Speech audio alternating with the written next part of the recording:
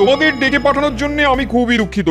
আসলে আমার মাথায় একটা প্রশ্ন এসেছে, এখানে কেউ তার উত্তর দিতে পারছে না। যদি তোমরা পারো তবে খুবই উপকৃত হই। হুজুর, আপনি আমাদের প্রশ্ন করবেন তাতে আমাদের কষ্ট হবে কেন? এমন কোনো প্রশ্ন নেই যার উত্তর আমার অন্তত জানা নেই। বাহ, চমৎকার চমৎকার। আচ্ছা বলো তো, মাটির তলায় কি আছে? এটা কোনো প্রশ্ন হলো হুজুর? মাটির তলায় মাটি থাকে, আর কি থাকবে? এই কে আছিস, মন্ত্রীকে বাইরে বের করে রাখ।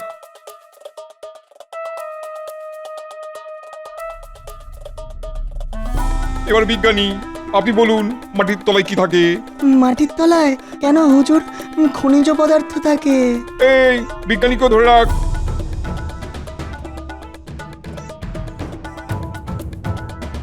এবার গোপাল, বলো তো কি থাকে?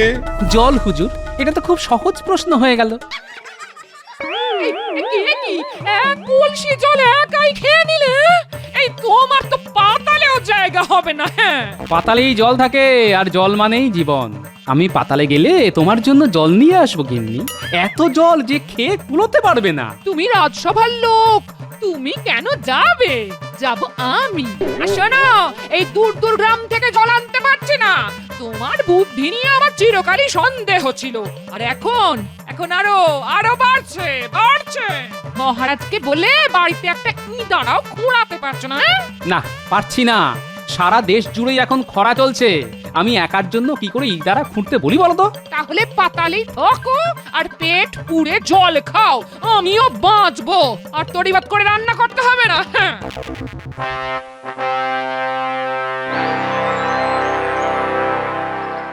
এ কি, আজ এত কম পথ কেন? রান্নার দাসে আসেনি? আসবে না কেন? তো জল না থাকলে রান্নাটা হবে কোথা থেকে? এত দাস দাসী তারা কি করছে? তারা জল নিয়ে আসতে পারেনি? সবাইকে তাড়িয়ে বসে বসে মাইনে নেওয়া চালাকি হচ্ছে। তুমি নবাব হয়ে জানো না রাজ্যে জলের হাহাকার চলছে? আমাকে সব জানতে হবে এমন কোনো কথা নেই। আজ আর খাওয়ার রুচি নেই। আরে জলটা তো খাবে, নইলে বদ হজম হবে। এটা জল না নর্দমা থেকে নিয়ে আসা হয়েছে? এত ঘোলা জল? আমি নবাব না গোলাম? এটাই সবাই খাচ্ছি। পরিষ্কার জল কোথায় পাবো? সব তো শুকিয়ে গেছে। এতটুকু জল নেই কোথাও জাহাপানা। এই জল খাওয়ার চাইতে বিষ খাওয়া ভালো। জলের ব্যবস্থা না করা পর্যন্ত আমি আর জলই ছোবো না, এই আমি বলে রাখলাম। জাহাপানা, জলের খবর আমি কোথা থেকে পাবো? আপনার উজির কি কিছুই জানে না? এটা মন্দ বলনি তো।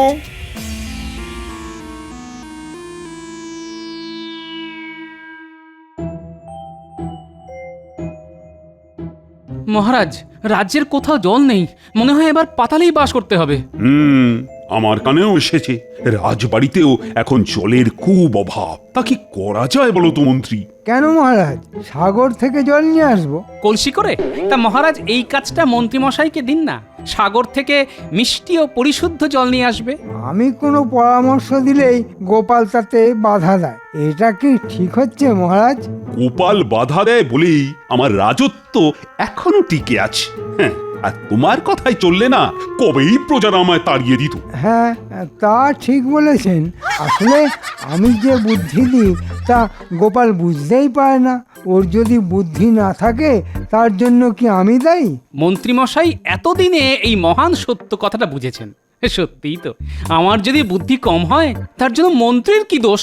তা মন্ত্রী, তা এবার বলো তো রাজ্যের জলাভাব কি করে মেটানো যায়? সাগর থেকে নদী কেটে যদি আমাদের রাজ্যে নিয়ে আসা যায় তবে আর জলের কোনো অভাবই থাকবে না। মন্ত্রীমশাই ঠিক কথাই বলেছেন। তবে প্রশ্নটা হলো, কে এই নদী খুঁড়বে? মন্ত্রীমশাই?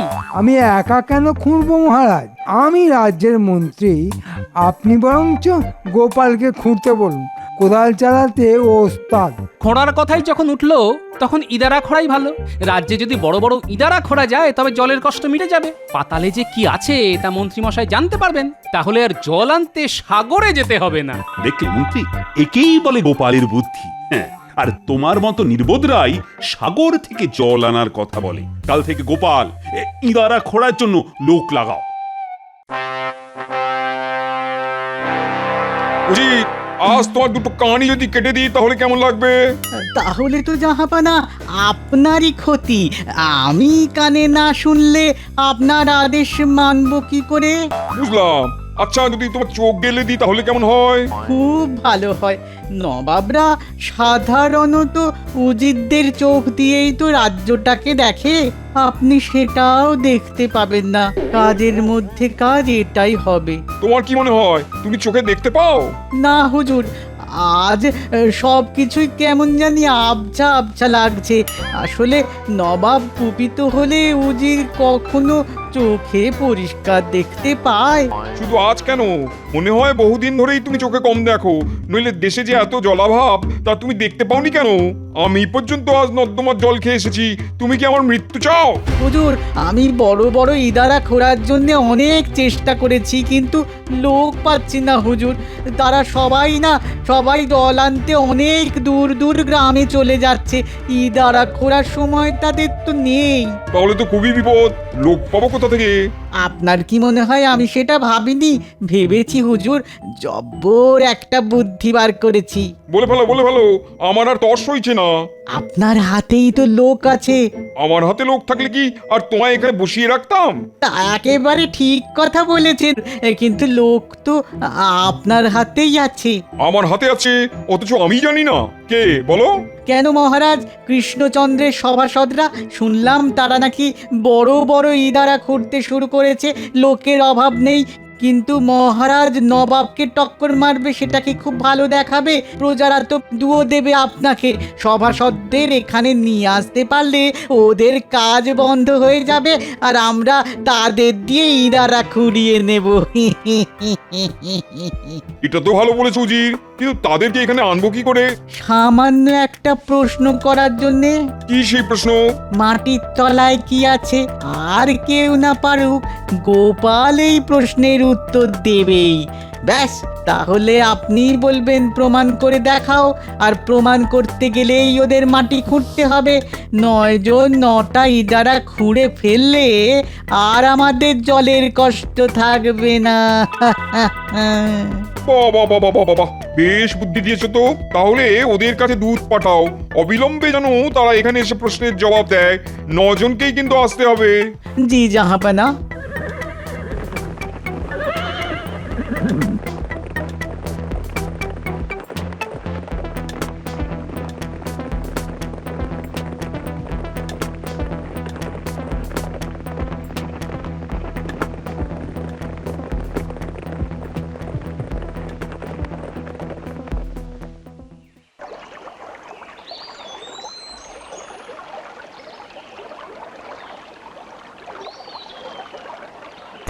মন্ত্রী, তাহলে আশা করতে পারি তো আজ থেকেই ইদারা খোঁড়ার কাজ শুরু হয়ে যাবে? আগে মহারাজ সব প্রস্তুত, কিন্তু গোপাল যেন এই কাজে হাত না দেয়। না, মাটির নিচে যে জল থাকে সেটা আমি জানি, মন্ত্রী মশাই হয়তো জানেন না, তবে এবার জানতে পারবেন। গোপাল যদি সবই জানে তবে আমাকে বাদ দিন মহারাজ, গোপালই করবে। না, মন্ত্রী মশাইয়ের জানা দরকার মাটির তলায় কি আছে। মাটির নিচে যে মাটি থাকে তা আমি জানি মহারাজ। তারও নিচে কি থাকে সেটা তো জানতে হবে নাকি? গোপাল কিন্তু আমার জ্ঞান নিয়ে মস্করা করছে মহারাজ। কি ব্যাপার দূত, আর নবাবের সব ঠিক আছে তো? আগে তা ঠিক আছে, কিন্তু নবাবের মাথায় একটা প্রশ্ন এসেছে। তার উত্তর খুঁজতেই তিনি আপনার নবরত্ন সভার সবাইকে দরবারে তলব করেছেন, এবং আজই। হ্যাঁ, আজই? তা তো হবে না। মানে আজ থেকে আমার এখানে ইদারা খোঁড়ার কাজ শুরু হবে, তা আজ কিভাবে যাব? তা তো জানি না মহারাজ, তবে নবাবের আদেশ কখনো এদিক ওদিক হয় না। আজ মানে আজ। ও গোপাল, কি করা যায় বলো তো? আমার মনে হয় নবাব জিজ্ঞেস করবেন আমরা সবাই কুশলে আছি তো। এই, আমি তোমাকে প্রশ্ন করছি, তুমি থামো। যে আজ্ঞে মহারাজ। মন্ত্রী, তুমি আজই নবাবের কাছে যাওয়ার ব্যবস্থা করো। তাহলে ইঁদারা খোঁড়ার কাজ কিভাবে হবে? আমাদের পাতাল প্রবেশ ঘটবে, প্রজাদের কাছে আর মুখ দেখাতে পারবো না। তোমাদের ডেকে পাঠানোর জন্য আমি খুবই দুঃখিত। আসলে আমার মাথায় একটা প্রশ্ন এসেছে, এখানে কেউ তার উত্তর দিতে পারছে না। যদি তোমরা পারো তবে খুবই উপকৃত হই। হুজুর, আপনি আমাদের প্রশ্ন করবেন তাতে আমাদের কষ্ট হবে কেন? এমন কোনো প্রশ্ন নেই যার উত্তর আমার অন্তত জানা নেই। বাহ, চমৎকার। আচ্ছা বলো তো, মাটির তলায় কি আছে? এটা কোনো প্রশ্ন হলো হুজুর? মাটির তলায় মাটি থাকে, আর কি থাকবে? এই কে আছিস? মন্ত্রীকে বাইরে বের করে রাখ।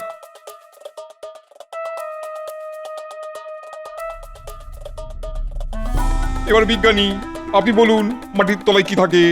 মাটির তলায় কেন হুজুর খনিজ পদার্থ থাকে? এই বিজ্ঞানীকে ধরে রাখ।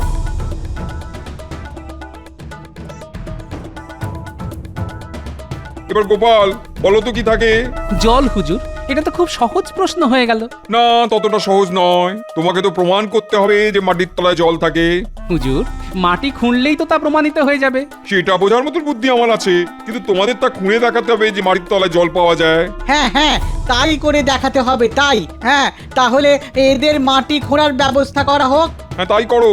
শোনো গোপাল, যদি জল না বের করতে পারো তবে কিন্তু তোমাদেরও বন্দি করে রাখা হবে আজীবন। উজির, এদের খাওয়া দাওয়ার ব্যবস্থা করো। কাল থেকেই ওদের মাটি খোঁড়ার কাজে লাগিয়ে দাও। আমাদের দিয়ে মাটি খোঁড়াবেন? খুব ভালো কাজ হুজুর। এই বুদ্ধি নিশ্চয়ই উজির সাহেবের দেওয়া। হুজুরকে এত ভালো বুদ্ধি আর কে দেবে? তুমি? না না না, আপনার মতো বুদ্ধি কি আর আমার আছে? থাকলে তো আপনার জায়গায় আমিই থাকতাম। এখন কথা চালে আর সময় নষ্ট করে লাভ নেই। কাল সকাল থেকেই মাটি খোঁড়ার কাজ শুরু হবে। আর হ্যাঁ, 9 জনকেই প্রমাণ করতে হবে যে মাটির তলায় জল আছে। কি উজির, ঠিক বলছি তো?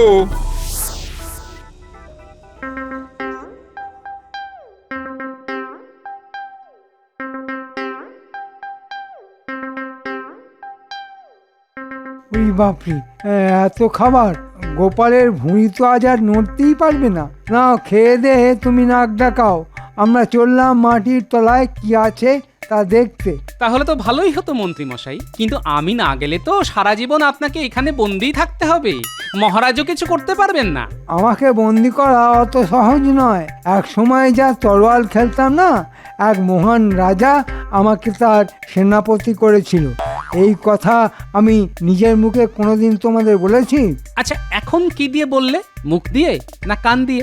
মহারাজ যে কি করে তোমাকে সহ্য করে তা কি জানি বাবা। কেন সহ্য করে তা এখন বুঝবে। তবে তোমাকে উদ্ধার করা মনে হয় আমার পক্ষে সম্ভব নয়। তা করবে কেন? আমি এখানে বন্দি হলে তোমারই ভালো, তুমি মন্ত্রী হবে। তোমার বকবকানি বন্ধ করো। খাওয়া হয়ে গেছে, এবার জলের খোঁজ করো। তেষ্টায় ছাতি একেবারে ফেটে যাচ্ছে। কেন? তোমার বুদ্ধি না থাক, মুখে তো মধুর বচন আছে, তাই দিয়ে জল আদায় করো। কে আছো? আমাদের একটু জল খেতে দাও, তেষ্টায় ছাতি ফেটে যাচ্ছে যে। নবাবের আদেশ আছে, খাবার পর জল খেলে ঘুম পেয়ে যাবে, তাই জল তোমরা পাবে না। আচ্ছা, বুঝলাম কেন আমাদের দিয়ে ইদারা খোঁড়াচ্ছে। তার মানে এখানেও জলের কষ্ট। তবে এই অপমান হজম করার লোক গোপাল নয়। নবাবকে এর জন্য আমার কাছে ক্ষমা চাইতে হবে। এই চেষ্টা নিয়ে মাটি কাটা যায়? তার উপর কি প্রচন্ড গরম, কি রোদের তেজ! এর থেকে তো কারাগারে থাকাই ভালো ছিল।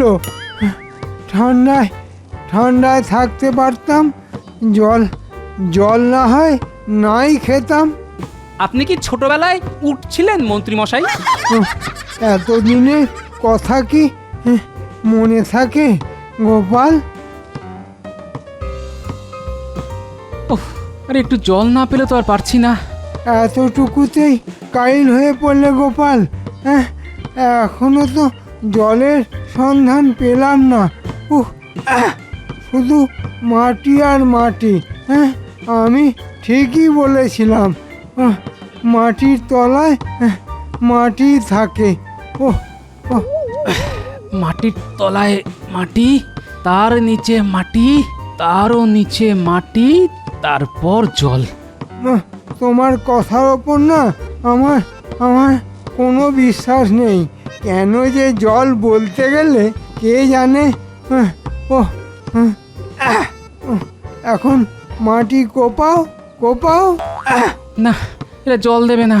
থুতু গিলে জীবন ধারণ করতে হবে, নইলে কারাবাস। উফ, আমাদের কষ্টটা যদি মহারাজ জানতে পারতো। উপ উপ, কি হতো? মহারাজ কি মাটি কোপাতো?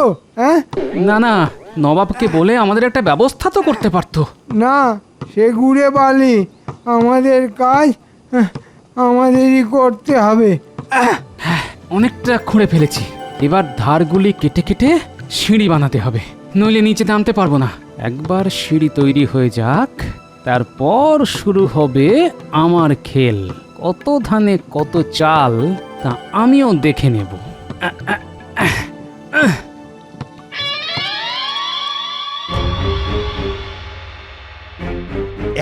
ব্যাপারে কিছুতেই শান্তি পাচ্ছি না। কি ব্যাপারে মহারাজ? আপনি কি গোপালদের কথা বলছেন? সেটাই ভাবছি। আমার প্রজারা এদিকে জলকষ্টে আছে, দূর দূর গ্রাম থেকে খাবার জল নিয়ে আসছে। সেই জন্য ইঁদারা খোঁড়ার কাজ শুরু হবার মুখে নবাব তাদের নিয়ে চলে গেল। বিষয়টা কেমন জানি লাগছে।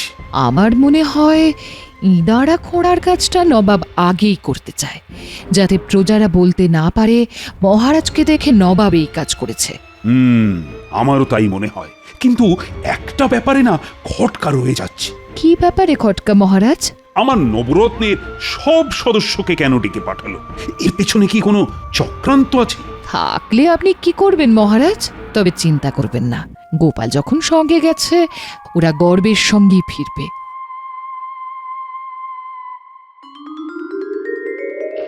নিচে জল দেখা যাচ্ছে, বেশ টলটলে। এত নিচের জল কখনো খারাপ হতে পারে না। নবাবকে তাহলে প্রমাণ দেওয়া গেল, তবে এমন প্রমাণ যা নবাব কল্পনাও করতে পারবে না।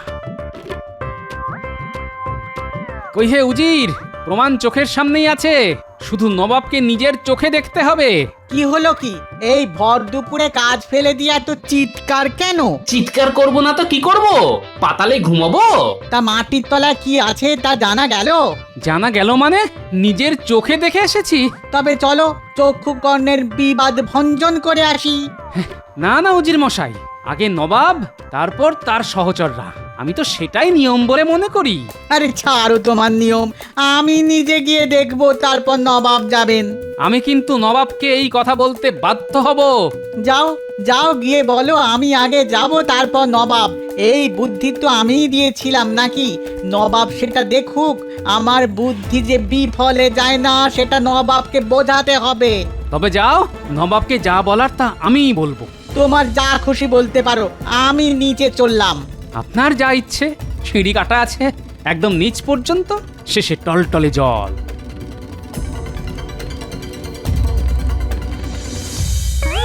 উরে বাপরে, উরে বাপরে, এই যে পাতালের দিকে চলেছি। কে আছো? বাঁচাও, বাঁচাও।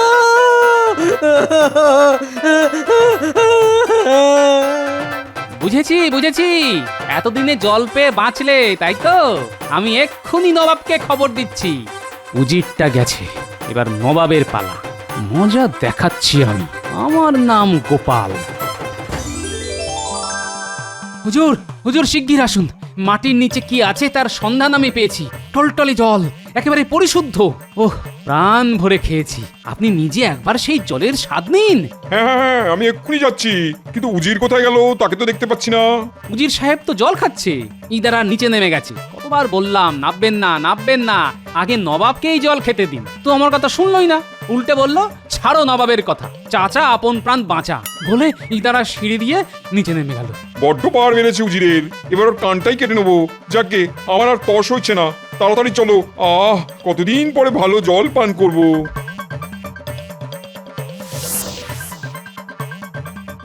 ওই দেখুন কেমন ইদারা কাটা হয়েছে। নিচে নামলে দেখতে পাবেন জল একেবারে টলটল করছে।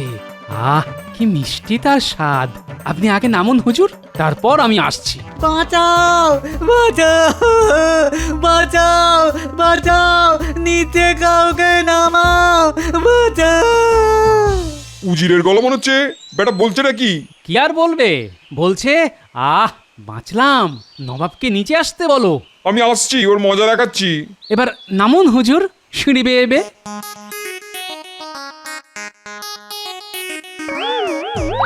বাঁচাও, বাঁচাও, বাঁচাও। যাক, এতক্ষণে প্রতিশোধ নেওয়া গেল। শঠে ষাট্ঠং। তোমাদের বুদ্ধিতে ওদের দিয়ে ইদারা কাটার ব্যবস্থা করা হলো। এবার উঠবো কি করে? আহমক কোথাকার। আমি কি জানতাম যে গোপাল এইভাবে প্রতিশোধ দেবে? ব্যাপারটা কিন্তু খুব খুব অন্যায় করলো গোপাল। অন্যায় করেছো তুমি। আগে ওপরে উঠি, তারপর তোমার কান যদি আমি না কাটি তো আমি আর নবাব থাকবো না। এবার নিচে নামা যেতে পারে। নবাবকে বলতে হবে কি অন্যায় করেছে উজির, আপনাকে ভুল বুঝিয়ে। ওদিকে আমার দড়ি আর আংটা রাখা আছে।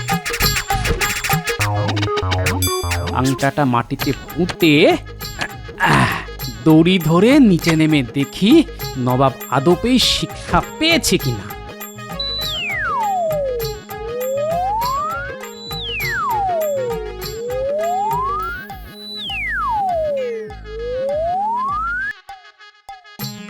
গোপাল তুমি এসেছো, এসো ভাই আমাদের বাঁচাও। এই ঠান্ডা জলে বেশিক্ষণ থাকলে সর্দি গরমি হয়ে আমাদের মরতে হবে। আমাকে ওপরে ওঠাও ভাই। একটা কথা মনে রাখবেন হুজুর, চালাকির দ্বারা কোনো মহৎ কাজ হয় না। আমরা রাজসভার পারিষদ, আমাদের দিয়ে এই কাজ না করালেও পারতেন। খুঁজলে ইদারা কাটার লোক আপনি পেয়ে যেতেন নবাব বাহাদুর। ঘাট হয়েছে গোপাল, এবার আমাদের ওপরে তোলো লক্ষ্মীটি সোনা। একটা শর্তে, যে নখানা ইদারা আপনি আমাদের দিয়ে কাটালেন সেখান থেকে রোজ 9 ঘড়া জল আমাদের বাড়ি পাঠাতে হবে। রাজি? নিশ্চয়ই নিশ্চয়ই, এটাও এমন কি কথা? আপনি কিন্তু কথা দিলেন, নবাব কথা দিলে কিন্তু তার ফেরানো যায় না। তা কি আর আমি জানি না ভেবেছো গোপাল? সব জানি। এই মর্কট উজিরটাকে না তাড়িয়ে আমি ছাড়বো না।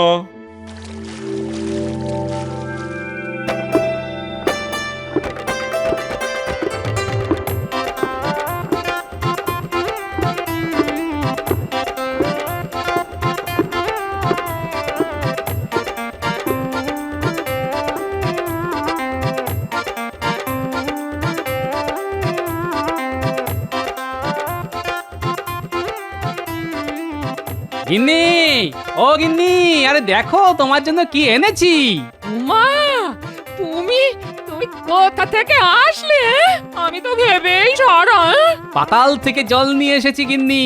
তোমায় আর কষ্ট করে দূরগ্রাম থেকে জল আনতে হবে না। রোজ 9 ঘড়া জল তোমার ঘরে পৌঁছে যাবে। কে পাঠাবে গো? স্বয়ং নবাব। মাটির নিচে কি আছে তা বিস্তারিত ভাবে বুঝিয়ে দিয়ে এসেছি, আর আমার পিছনে লাগার সাহস পাবে না। শঠে ষাট্টং দিয়ে এসেছি।